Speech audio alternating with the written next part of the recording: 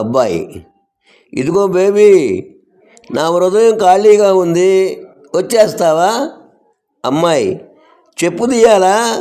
అబ్బాయి, పిచ్చిదానా, నా హృదయం ఏదైనా గుడి అనుకున్నావా? చెప్పులేసుకునేరా బంగారం. శిష్యుడు, గురువుగారు, మనిషి జీవితంలో దేనికోసం ఎక్కువగా బాధపడతాడు?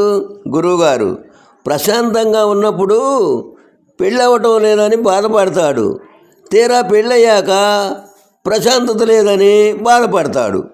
శిష్యుడు, ఒక సందేహం గురువుగారు. గురువు, ఏమిటో చెప్పు.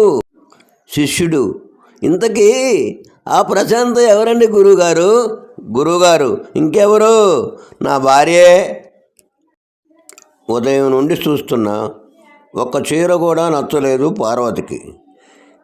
ఇసిగిపోయిన సేల్స్ మ్యాన్ షాపులో ఉన్న చీరలని తెచ్చి ఆమె ఎదుట పడేసి, కావాల్సింది చూసుకోండి చెప్పాడు.